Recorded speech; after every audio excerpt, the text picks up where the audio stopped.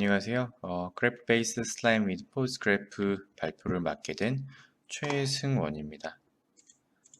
본 자료를 만드는 데는 이제 해당 강의와 여기에 작성되어 있는 자료들을 참고했습니다.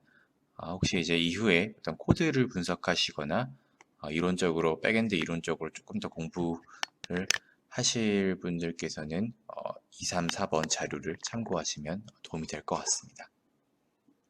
먼저 그래프 베이스 슬램에 대해서 간단하게 개요를 얘기 드리겠습니다. 그래프 베이스 슬램 같은 경우에는 크게 두 가지 키워드로 요약이 될 것 같은데요. 먼저 이제 모델링이라는 키워드 같은 경우에 그래프 베이스 슬램이 기존의 그런 필터 베이스 슬램과 가장 큰 차이가 뭐냐라고 하는 질문에 어느 정도 답이 될 것 같습니다. 그래프 베이스 슬램 같은 경우에는 이 슬램 문제를 어떤 확률 그래프 모델로 모델링 했다는 겁니다. 즉 슬램 문제를 노드와 노드 간의 엣지 그리고 또 다른 노드 이런 식으로 그래프로 모델링 했다는 거죠. 이렇게 표현함으로써 얻을 수 있는 이점이라고 한다면은 그래프상의 엣지로 이제 모든 포즈들 간의 연결관계를 표현할 수 있기 때문에 즉 어떤 그래프상에서 모든 포즈들의 어떤 값에 접근이 가능하기 때문에 이후에 로봇이 다시 자기 자리로 돌아왔을 때 어떤 룩 클로저 팩터를 형성한다거나 이런 경우에 전체적으로 포즈를 업데이트 할 수 있다는 얘기죠. 따라서 기존의 필터 방식의 슬램들이 시간의 지남에 따라 에러가 쌓여가는 문제를 이런 글로벌 옵티마이제이션으로 어느 정도 해결할 수 있다는 얘기가 됩니다. 이 포즈와 포즈 간의 어떤 확률적인 그런 관계를 엣지로 표현했다는 것은 뒤에서 다시 부연 설명을 하겠습니다. 다음 이제 키워드는 프론트 엔드와 백 엔드인데요. 그래프 슬램은 크게 이 두 가지 파트로 나눌 수 있습니다.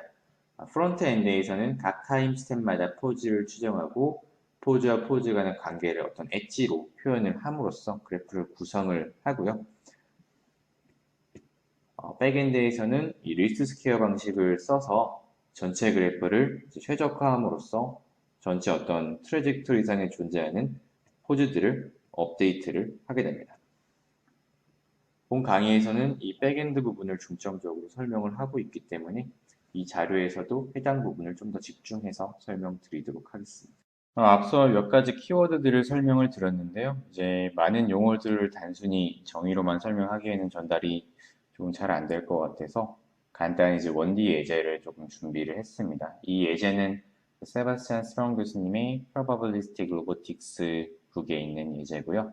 간단하게 그래프 슬램이 어떻게 포즈를 업데이트 하는지를 설명할 수 있는 예제입니다. 여기서는 업데이트라기보다는 어떻게 포즈를 구할 수 있냐라고 표현하는 게 조금 더 정확하겠네요. 예를 들어서 왼쪽처럼 t 0, 1, 2일 때 포즈가 생성됐다고 문제를 세팅해 보겠습니다. x0의 포지션은 마이너스 3에서 시작을 하고요. x0에서 x1로 움직인 거는 플러스 5, 그 다음에 x1에서 x2로 움직인 건 플러스 3. 이런 어떤 초기 포즈와 관측이 있을 때 이걸 어떻게 그래프 슬램에서 얘네 나머지 x1, x2의 위치를 구하냐를 보일 수 있는 예제라고 생각을 합니다. 이 예제는 단순히 이제 그래프 슬램의 개념을 설명하기 위한 거기 때문에 센서 같은 경우에 이런 관측 같은 경우에 물론 이제 실제로는 그럴 일이 없겠지만 여기서 노이즈가 없다고 가정을 하고 있고요. 또 이제 리니어한 관측만 존재한다고 또 가정을 해보겠습니다. 오른쪽에 이제 인포메이션 매트릭스와 인포메이션 벡터라는 자료 구조가 존재하는데요. 이는 각각 이제 엣지에 표현된 어떤 확률 관계들을 매핑할 수 있는 자료 구조라고 보시면 될 것 같습니다.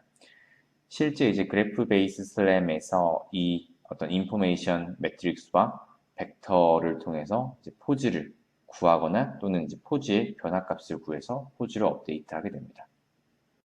그래서 이제 이 인포메이션 매트릭스와 벡터를 가지고 뭘 하냐, 어떻게 포즈를 구하냐 또는 업데이트 하냐라고 한다면은 단순히 이제 여기서는 리니어 시스템을 푼다 라고 할 수 있을 것 같습니다. 그래서 어떤 선형 방정식을 푸는 거냐라고 한다면은 이런 선형 방정식을 풀게 되는 거죠. 즉 어떤 인포메이션 매트릭스에다가 포즈 벡터를 구한 게 인포메이션 벡터가 되는 이런 선형 방정식을 이런 식으로 풀어내는 거죠. 어쨌든 그래서 결국에 이 왼쪽에 표현될 거는 프론트엔드 부분이고요. 물론 아주 간소화된 프론트엔드겠죠. 이 오른쪽에 표현될 거는 백엔드 부분입니다. 이 왼쪽에서 하는 일은 뭐냐 그러면은 오른쪽에서 풀 어떤 선형 시스템을 만드는 일이라고 할 수 있겠습니다.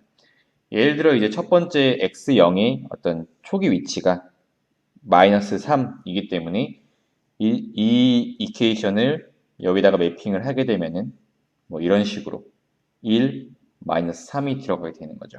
정확히 나머지 이런 빈 공간이 0으로 차 있다고 세팅을 하면은 이걸 구했을 때 x0은 마이너스 3이라는 식이 나오게 되니까요. 나머지 관측도 이런 식으로 매핑을 해주시면 됩니다. 두 번째 관측 같은 경우에는 요게 되겠죠. x1이라는 거는 x0에다가 플러스 5만큼을 더해준 거다. 여기서 이제 두 가지 식이 나올 수 있을 것 같습니다. x0 마이너스 x1이 마이너스 5라는 거랑 마이너스 x0 플러스 x1이 5라는 거랑요. 다시 이렇게 이제 생각을 해본다면 이 식을 갖다가 각각 위치에 더해주는 식으로 다시 매트릭스와 벡터를 업데이트할 수 있겠죠. 나머지도 같은 방식으로 전부 이렇게 채워주게 되면은 결국에 이런 인포메이션 매트릭스와 벡터를 얻게 됩니다. 나머진 0으로 차 있고요.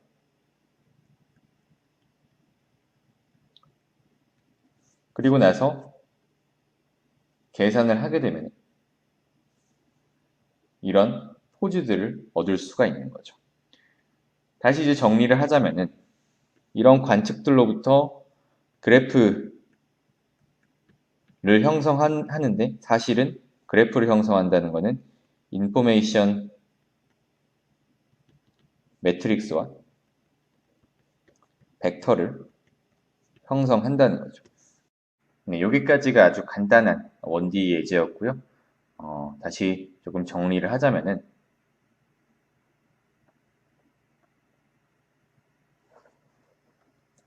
그래프 베이스 슬램은 슬램 문제를 어떤 그래프로서 모델링을 한 거고요. 이 그래프는 당연히 매트릭스와 벡터, 앞서 말씀드린 인포메이션 매트릭스와 벡터로 이제 매핑이 또 되겠죠. 어쨌든 이런 슬램 문제를 그래프로 모델링을 한 거고요. 백엔드에서는 결국 어떤 방정식이 여러 개가 있을 때 그것의 해를 구하는 그런 과정을 거치게 되는 겁니다. 오도메트리 센서와 라이다 센서가 있다고 가정할 때 오도메트리 센서로 포즈를 형성하는 방법도 있을 거고요. 또 이제 ICP, 라이다를 통한 어떤 ICP를 통해 형성하는 방법도 있을 겁니다. 혹은 둘 다를 같이 퓨전해서 쓸 수도 있겠죠. 오도메트리로 생성하는 건 가장 기본적인 이제 방법 같은 경우엔 그냥 오도메트리 센서를 오도메트리 센서에서 나온 값을 가져다 쓰는 거고요. 다른 방법들도 있을 수 있겠죠. 예를 들어서 저는 이제 잘 알지는 못하지만 비전 쪽에서 사용하는 그런 방법들도 있을 수 있겠죠. 어떤 센서를 쓰던 어떤 방법을 쓰던 이 포즈 그래프의 빌드 과정을 좀 간략하게 정리를 하자면은 어떤 이전 스텝에서 잡은 포즈를 기반으로 관측값을 통해 엣지를 만들고 그 다음 포즈 값을 다시 노드로 형성하고 이런 식으로 전체 그래프를 형성을 하게 됩니다. 이제 백엔드에서 중요한 부분은 이 엣지를 형성하는 부분인데요. 이 엣지라는 건 센서의 관측값으로부터 형성이 되고요. 앞서 이제 말씀드린 것처럼 관측값으로부터 형성이 되고요. 그 센서가 오도메트리 센서일 수도 있고 아니면 라이다일 수도 있고 아니면은 둘 다 뭐 더한 거일 수도 있고 다른 센서일 수도 있겠죠. 어쨌든 보통 이런 센서 값으로 형성이 되는데 엣지에는 이 constraint라는 게 존재합니다. 이 constraint는 노드와 노드 사이 어떤 확률 분포에서 나온 마할러노비스 디스턴스인데요. 어떤 xi라는 포즈와 xi 플러스 1이라는 포즈가 zi를 통해서 형성이 됐다 그러면은 이 세 값의 어떤 확률 분포는 다음과 같이 매핑을 할 수 있습니다. 이 분포 같은 경우에는 xi랑 xi 플러스 1이라는 어떤 이런 포즈가 있을 때 zi가 관측될 확률이 얼마가 되냐라는 거죠. 이런 식으로 표현이 될 수 있을 것입니다. 즉, 예상되는 어떤 트랜스포메이션은 hi였는데 이런 어떤 트랜스포메이션이 예상될 때 zi라는 관측이 얻어질 확률이 얼마나 되냐라는 거죠. 보통 이 확률 분포의 이 내부에 있는 마할라노비스 디스턴스를 콘스탄트로 가져갑니다. 요거를 이제 뒷단에서는 최소화하는 쪽으로 미니마이즈 하는 쪽으로 전체 포즈를 업데이트하게 되는데요. 결국에는 이 확률을 맥시마이즈 하는 방향이겠죠. 여기 마이너스가 있으니까요. 뒤에서 다시 설명을 드리겠지만 이 확률 같은 경우에 결국에 이제 어떤 기분이 있을 때 관측값이 나올 확률이 얼마가 되냐라는 거기 때문에 포스테리어가 됩니다. 그래서 즉 이 에러를 미니마이즈 한다는 건 결국에 이 전체 어떤 포즈나 죄송합니다. 전체 관측들의 포스테리어를 맥시마이즈 한다는 문제가 되는 거죠. 여기서는 xi와 xj로 표현을 했는데 뭐 일반적으로 표현한 걸 수도 있고 아니면 특히 이제 룩클로즈 상황을 설명한 걸 수도 있습니다. 이런 식으로 확률이 표현이 되겠죠. 위 그림에서는 이 차이를 E, I, J 라고 정의하신 걸로 보시면 될 것 같습니다. 또 하나 짚고 넘어가자면은 요건 이제 인포메이션 텀이 되는데요. 얘는 이제 어떤 코베리언스의 인버스 이 Z를 형성하는 과정에서 사용한 센서의 어떤 신뢰도라고 볼 수 있겠습니다. 코베리언스가 어떤 uncertainty의 척도니까 그거의 인버스는 신뢰도라고 볼 수 있겠죠. 어쨌든 이런 식으로 constraint를 형성을 합니다. 결국에 constraint를 미니마이즈 하는 방향으로 업데이트를 그래프 베이스 슬램에서는 포즈와 포즈들 간의 관계를 엣지로 만들고요. 이 엣지들에는 constraint라는 항이 확률적으로 존재하는데 이 constraint 항은 결국에 어떤 측정의 uncertainty의 척도겠죠.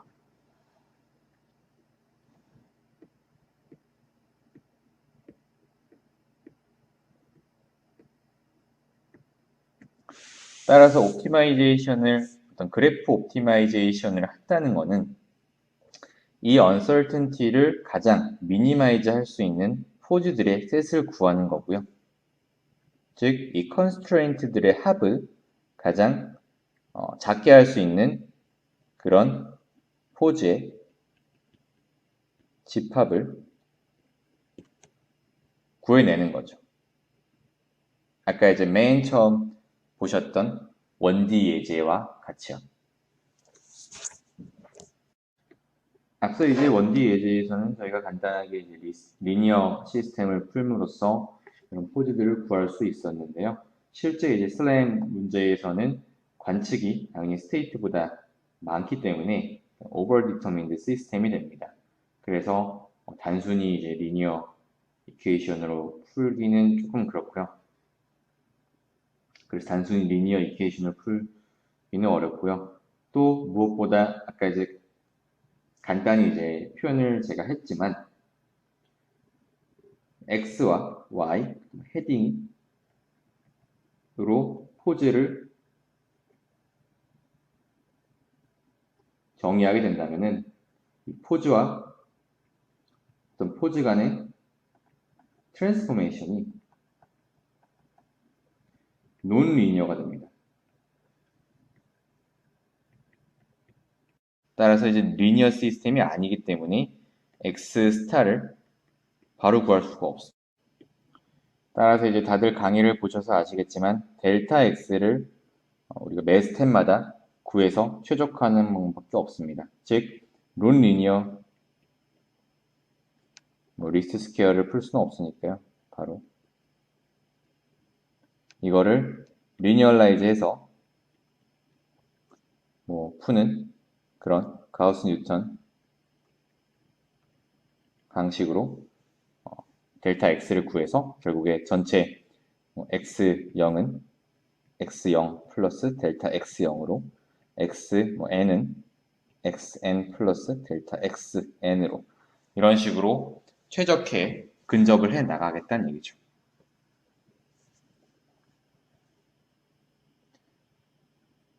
그 어떤 과정이 밑에 나와 있는 식이 됩니다. 저희가 아까 이제 정의했던 이 ij를 다시 살펴보면은 얘는 zij 빼기 hij였죠. 요게 논리니어 이퀘이션에서는 이런 식으로 표현이 되게 됩니다. 이 값이 리니어하지 않기 때문에 리니얼라이즈를 해줘야 되고요. 1차 테일러 근사로 다음과 같이 리니얼라이즈 할 수 있죠. 잡고변 형태로 표현을 함으로써요. 그래서 Fij를 이런 식으로 조금 정의를 한다면은 앞서서 이제 표현했던 1차 테일러 근사식을 가져와서 다음과 같이 표현을 할 수 있고요. 이 친구를 Cij, 이 친구를 Bij 트랜스폼, 이 친구를 Hij 라고 표현을 한다. 다음과 같은 표현을 또 거쳐서 최종적으로 이런 식으로 만들어낼 수 있습니다. 우리가 처음에 미니마이즈 하고자 했던 어떤 값을 다시 생각해 보자면 결국 이거를 미니마이즈 하자는 거죠. 근데 요게 이제 요거랑 같으니까요. 결국에 Fij의 합을 미니마이즈 하자는 얘기가 되는 거죠. Fij의 합은 이렇게 표현이 되고요. 이 순서를 쭉 따라오시면 어렵지 않게 유도가 되실 겁니다. 그래서 Fij의 합을 미니마이즈하는 델타 X를 구하는 거기 때문에요. 라운드 F 나누기 라운드 델타 X가 0이 되는 값을 구해야 되는 거죠. 그래서 결국에 이게 이제 이렇게 근사가 되는데 이게 0이 되는 델타 X를 구하는 겁니다. 그래서 델타 X를 구하게 되면은 결국에 이렇게 되는 거죠. 그래서 델타 X를 구해서 그 다음 어떤 포즈를 또 구하고 거기서 또 리니얼라이즈를 하고 또 델타 X를 구하고 또 업데이트를 하고 요 일련의 과정을 이터레이션을 도는 겁니다. 네, 업데이트 과정을 이터레이션을 돌고 나면은 결국에 왼쪽에 어떤 그런 옵티마이제이션 안 된 포즈 그래프에서 오른쪽에 아주 잘 정돈된 그런 포즈 그래프로 전체 포즈가 업데이트 됨으로써 이렇게 나타낼 수 있는 거죠.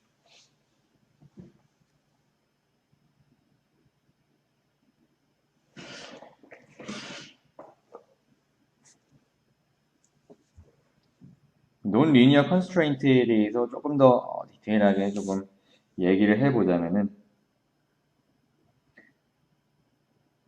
이런 식으로 xi, xj가 전부 다 어떤 로토 트랜슬레이션 매트릭스로 SE2 폼으로 xi 인버스 xj라는 어떤 트랜스포메이션은 이 xi에서 xj로 변형되는 이 트랜스포메이션입니다. 요거는 이제 결국에 계산을 하게 되시면 이런 식으로 나오실 거고요. 그리고 이제 zi의 인버스에 뭐 이 친구를 해주면은 이게 이제 z 뭐 그림이 조금 그렇습니다만 ij가 될 건데요. 이 zij 즉 여기로 이동하는 트랜스포메이션과 여기로 이동하는 트랜스포메이션의 둘 트랜스포메이션 사이에 어떤 트랜스포메이션이 되겠죠. 결국에는 이게 에러가 됩니다. 왜냐면 가장 이상적인 경우는 이 zi와 zi 햇이 같이. 그래서 이 트랜스포메이션도 구하게 되면 이런 식으로 나오게 됩니다. 결국에 이제 결과적으로 이 ij의 어떤 벡터 폼은 이렇게 되는 거죠.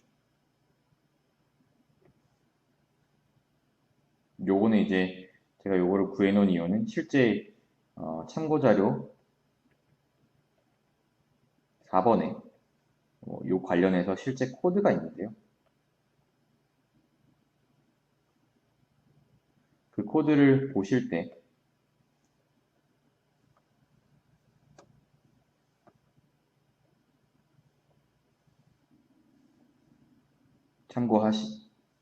그 코드를 보실 때 참고하면 좋을 것 같아서 이걸 식을 풀어놨습니다. 그래서 이제 요거 같은 경우에는 참고자료 3번에 나와 있는 그래프 옵티마이제이션 실제 이제 알고리즘 부분인데요.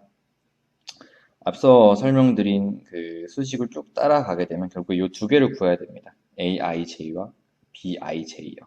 어떤 에러 텀의 xi에 대한 파셜 디리비티브와 에러 텀의 xj에 대한 파셜 디리비티브 텀을 구해서 이거를 h에다가 반영을 시켜줘야 되는 거죠.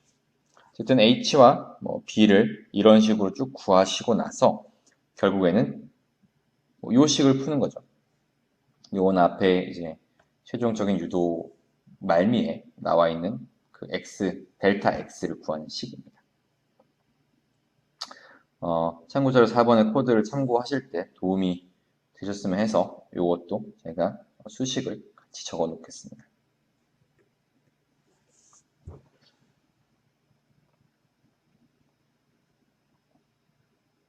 그래서 여기 이제 강의 말미에 스파르시티에 관한 얘기가 나오는데요.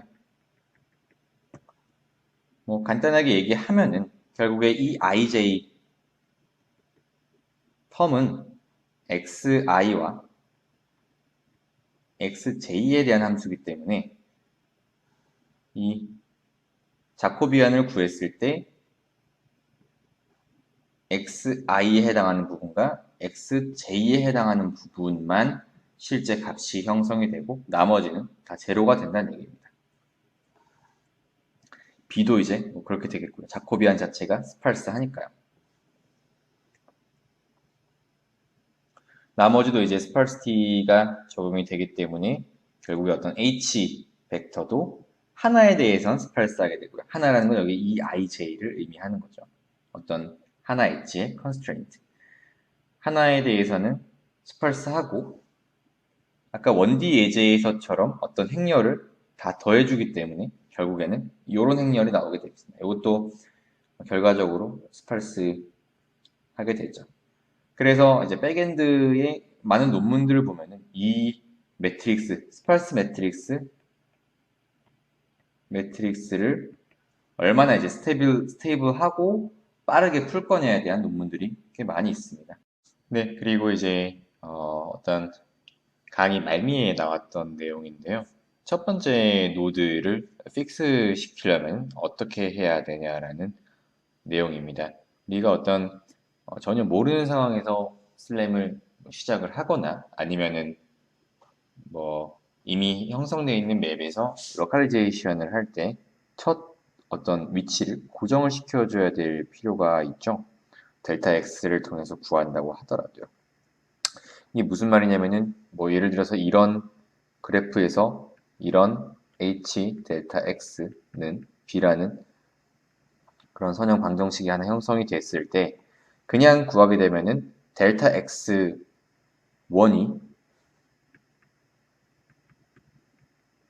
0이 아니게 됩니다. 무슨 말이냐면은 결국에 업데이트를 하고 나면은 이 첫 번째 노드가 움직일 수 있다는 얘기죠. 이런 걸 이제 방지하려면은 요 식만 추가해주면 됩니다. 어떤 식이냐면은 델타 x 이퀄 x1 이퀄 0이라는 식이죠. 이거를 매트릭스로 표현을 하면은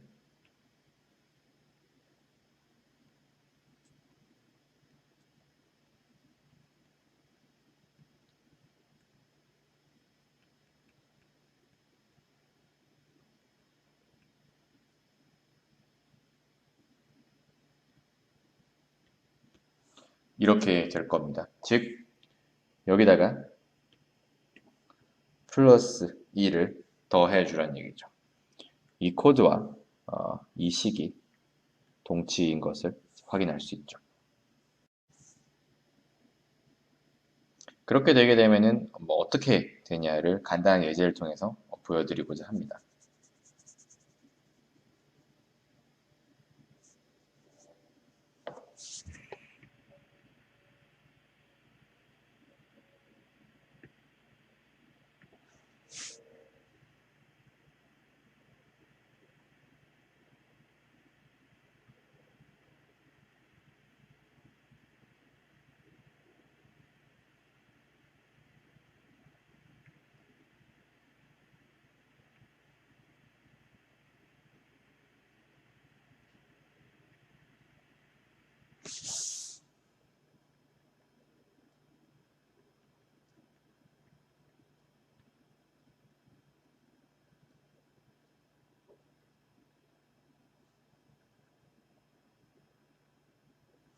예를 들어 뭐 요런 h 데이터 x는 b가 존재한다고 할 때 실제 우리가 이 연립방정식의 해를 구해보면 이 해는 다음과 같습니다.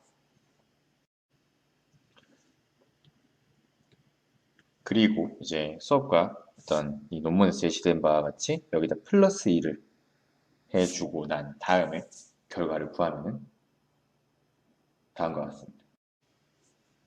따라서 델타 x1의 값이 0이 되죠. 이렇게 해서 이제 간단하게 강의 내용을 정리를 해 봤는데요. 아무래도 이제 이번 내용에선 조금 수학적인 부분이 많았기 때문에 혹시 이해하시는데 조금 불편하셨거나 제가 뭐 이 설명을 잘 못해서 이해가 안 되시는 부분들은 자유롭게 질문을 해 주시면 좋을 것 같습니다.